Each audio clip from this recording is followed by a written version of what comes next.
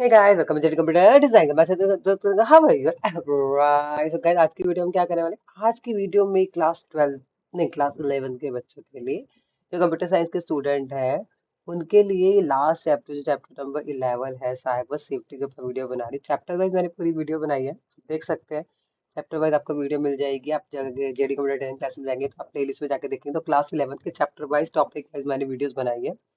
ठीक है तो एक रिक्वेस्ट है वीडियो को पूरा देखिएगा सबके साथ शेयर कर दिया नोटिफिकेशन ऑन करके चैनल को सब्सक्राइब करना तो बिल्कुल मत भूलिएगा।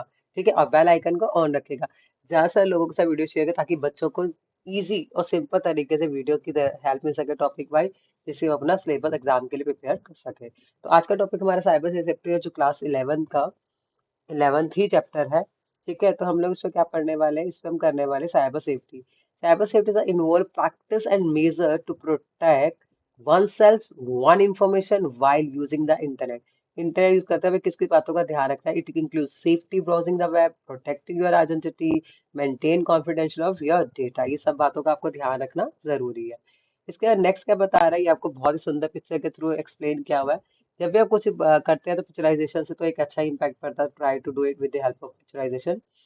अब ये क्या है HTTP यूज सिक्योर कनेक्शन जब भी आप यूज करते हो तो ध्यान रखिएगा HTTPS होना चाहिए लाइक एग्जांपल अगर आप कोई भी वेबसाइट खोलते हो तो आपको ये पता होना चाहिए कि वो जो वेबसाइट आपने खोली है क्या वो HTTPS के अकॉर्डिंग अगर आप कोई भी वेबसाइट खोलते हो तो आपको ये पता होना चाहिए कि वो HTTPS के अकॉर्डिंग होनी चाहिए। ठीक है अगर आप कोई भी तो ये आपको बहुत दे रहा है ध्यान रखना है ये देखिए जैसे मैं आपको स्क्रीन पे दिखा रही हूँ एग्जाम्पल के साथ कि यहाँ पे जैसे मैंने चैनल खोला है तो ये HTTP hyper text transfer protocol secure S stand for secure hyper text transfer protocol secure. ठीक है तो ये आपको मैंने बता दिया कि कैसे हम लोग किसी भी वेबसाइट को चेक करना है तो वो फिर सिक्योर होनी चाहिए।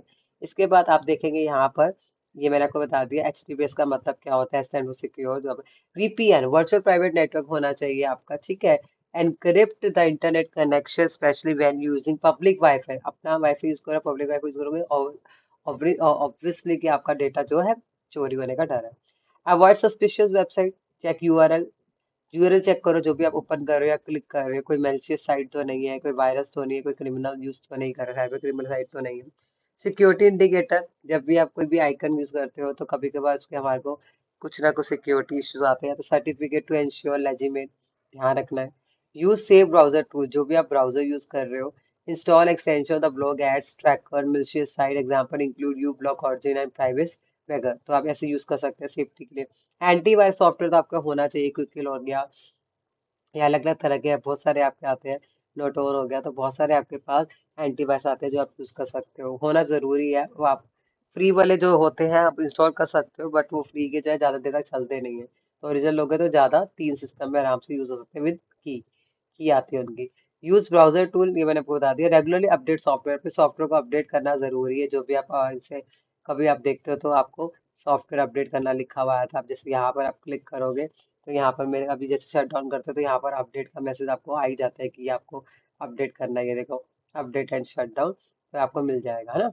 Plugin update plugin like Java flash या disable for if not needed बंद कर दो जो आपको जरूरत नहीं है तो जैसे जावा हम कभी ऑन रखते हैं कभी हमें चाहिए होता है।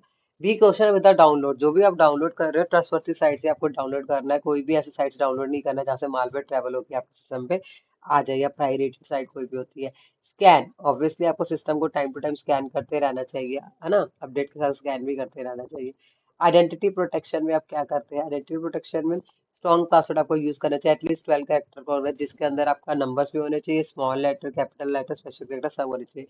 यूनिकनेस होनी चाहिए पासवर्ड में डेट ऑफ बर्थ नहीं होना चाहिए या मैरिज एनिवर्सरी नहीं होनी चाहिए या कोई भी ऐसा नहीं होना चाहिए जो कोई भी इजली से पता लगा सके।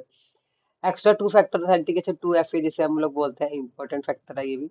अब एक्स्ट्रा सिक्योरिटी 2FA आप लगा सकते हो एक्स्ट्रा लेयर्स लगा सकते हो सिक्योरिटी की वेरिफिकेशन कोड जैसे OTP वगैरह आता है आपके फोन पे जैसे हम लोग जीमेल जब करते हैं तो आपके फोन पे कोई OTP आया method use authentication app like Google authentication SMS जो आता है ये हमें पता ही है। Beware of the phishing scam जो भी ईमेल्स लिंक्स आते हैं उसको क्लिक करने से पहले आपको पता होना चाहिए कि कौन भेज रहा है आप उस बंदे को जानते भी हो या फिर अननोन जगह से तो नहीं आ रही। अटैचमेंट जो भी आ रही है उसको डाउनलोड करने से पहले सोचना चाहिए कि कहाँ से आई है किसने भेजी है क्या है। मॉनिटर पर्सनल इन्फॉर्मेशन जो भी आपकी इन्फॉर्मेशन है क्रेडिट कार्ड की जो भी है आपकी बैंक की जो अभी है सारी इन्फॉर्मेशन को आपको ध्यान रखना है जो कि कोई पर्सनल इन्फॉर्मेशन किसी का शेयर नहीं करनी, लाइक ओटीपी शेयर नहीं करना, या बाकी भी कोई पर्सनल इन्फॉर्मेशन आप शेयर नहीं करेंगे तो आपके लिए बेटर बेनिफिट रहेगा। कॉन्फिडेंशियल में क्या, डेटा इंक्रिप्शन, क्या डेटा को इंक्रिप्ट करना चाहिए। ठीक है, जैसे कि यहाँ पर बोला है bit locker, file fault encrypt कर सकते हैं अपनी हार्ड ड्राइव को। Communication use encrypt communication tool के अलग अलग टूलों के नाम लिखा है, टूल्स के नाम लिखे हैं जहाँ पर आप इंक्रिप्शन पासवर्ड वगैरह लगा के इसको सिक्योर करके काम कर सकते हो।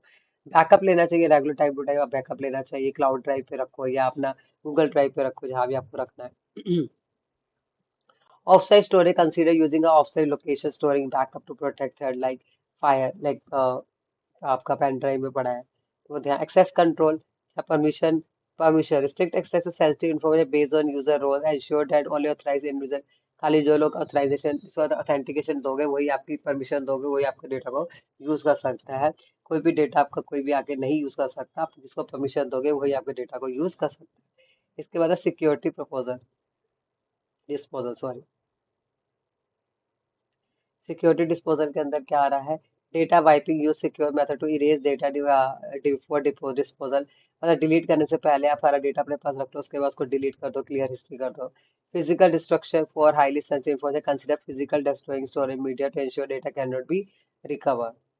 कई लोग डेटा रिकवर भी कर सकते हैं, पेन ड्राइव से डेटा रिकवर हो जाता है ना, तो ऐसा देखो डेटा अगर है तो कोई रिकवर ना कर सके। आजकल बहुत सारे सॉफ्टवेयर आते हैं जहाँ पेन ड्राइव से आपका डेटा रिकवर हो सकता है। मालवेयर क्या होता है, अब मालवेयर वायरस में क्या डिफरेंस है, बड़ा इंपॉर्टेंट मेजर क्वेश्चन है। Malware short of malicious software is any software intentionally designed to cause damage to your computer, server, client, or computer network. Malware can steal, encrypt, or delete data, alter, hijack, or computing function and spy on computer activity without the user knowledge and permission. That is very, very, very important definition and important चीज malware का पता होना चाहिए क्या होता है। अलग अलग तरह के मालवेयर होते हैं, ransomware, spyware, adware, worm, Trojan, very very important topic. अलग अलग तरह के वायरस होते हैं, इनके बारे में आप स्टडी करेंगे, पढ़ाई पता होना चाहिए। वायरस क्या होता है, a computer virus the type of malware that attach itself over legitimate program for file and spread to other program and file on the same system eventually affecting other system। एक piece of code होता है जो आपके system को क्या कर सकता है, नुकसान पहुंचा सकता है, ऐसे होता है, ये एक तरह का मालवेयर ही है।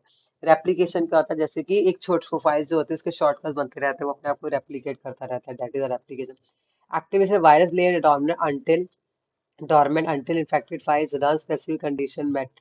ठीक है, जैसी वो कंडीशन कोई भी मिलती है उसके हिसाब से वो एक्टिवेट होना शुरू होता है। Payload, they can carry a payload that perform malicious action like corrupting data, logging की स्टॉक, इवन क्रिएटिंग बैकडोर्स।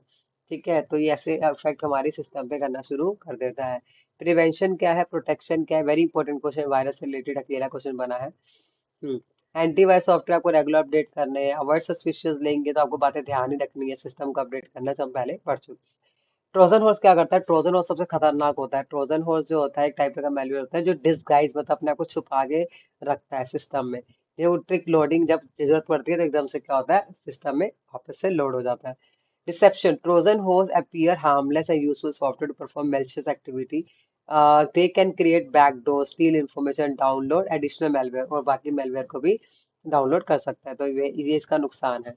अब no self replication, unlike virus दूसरों की तरह ये रेप्लिकेट नहीं करता पर ये छुप के बैठ जाता है। अब टाइप ऑफ क्या कहते तो है, backdoor, downloader, spyware, banking Trojan, ये सारे इसके अलग अलग तरह के ट्रोजन होते हैं। अलाउ रिमोट कंट्रोल, आप कंट्रोल दे सकता है आपके पूरे सिस्टम का। Download and install malicious software कर सकता है, अच्छा। मॉनिटर कर सकता है आपकी एक्टिविटी को, ओके। टारगेट कर सकता है ऑनलाइन ब्लैकमेल, वाह कितना, मैंने कहा ना सबसे खतरनाक यही है। इसके बाद प्रिवेंशन क्या, प्रोटेक्शन क्या है, वही आप जब भी डाउनलोड करो ट्रस्टेड साइट से डेटा उठाओ, कोई भी अनएक्सपेक्टेड मेल को क्लिक ना करो, सिक्योरिटी सॉफ्टवेयर होनी चाहिए एंटीवायरस लाइक। एडवेयर क्या करता है, adware the type of malware that automatically deliver advertisement to the user devices, is often to bundle of free software, work देता है, install without the user knowledge, अपने आप download हो जाता है, इंस्टॉल हो जाता है, जैसे हम कहते हैं ना कभी कभार ये कैसे इंस्टॉल हो गया, पॉपअप एड जो आती है हम क्लिक कर लेते हैं इंस्टॉल होना शुरू हो जाती है। यूजर ट्रैकिंग, आपको यूजर की सारी हैबिट को ट्रैक करता है, स्लो डाउन कर देता है सिस्टम की परफॉर्मेंस को। लेजिमेट एडवेयर दो तरह के होते हैं, come with user consent, offer bundle of freeware shareware, can usually remove by uninstalling, मतलब इंस्टॉल करने के बाद अनइंस्टॉल करना मुश्किल हो जाता है, अपनी वजह से डाउनलोड हो जाते हैं without knowledge of user, user को पता भी नहीं होता, वो अपनी समझ से डाउनलोड हो जाता है। पप्स पोटेंशियली अनवांटेड प्रोग्राम कुछ चलने लग जाते हैं, इंस्टॉल हो जाते हैं, प्रोग्रामिंग पता भी नहीं चलता कि कहाँ से है, मैंने तो किया नहीं, हम कभी आप बोलते हैं ना और हो जाता है। एड ब्लॉकर लगा सकते हैं, इसके लिए आप पॉपअप्स को रोक सकते हैं। केयरफुल इंस्टॉलेशन करनी है। एंटर एडवेयर टूल है जो सिक्योरिटी सॉफ्टवेयर डिटेक्ट कर सकता है एडवेयर को, ताकि वो हम उसको रिमूव कर सकते हैं। नेक्स्ट टॉपिक में हम पढ़ेंगे ई वेस्ट मैनेजमेंट। आई होप आपको यहाँ तक वायरस और मैलिशियस मैलवेयर के बारे में पता चल जाएगा अच्छे से। साइबर सेफ्टी का रोल प्ले करते हुए पता चलेगा। फिर भी अगर कोई डाउट है, कॉन्वर्सेशन में चल सकते हैं, कोई भी सजेशन दे सकते हैं, एडवाइस दे सकते हैं। Please please please please video को पूरा देखिएगा, सबके साथ शेयर करेगा और चैनल सब्सक्राइब करना बिल्कुल मत भूलिए। एक इंपॉर्टेंट नोटिस आपके लिए मैसेज है, अगर कोई भी बच्चा ऑनलाइन क्लासेस लेना चाहता है कंप्यूटर से रिलेटेड, आईटी एआई सीएस से, तो मुझे कांटेक्ट कर सकता है। आप रीजनेबल प्राइस में आप क्लासेस ले सकते हैं online. Bye bye, take care, have a wonderful day.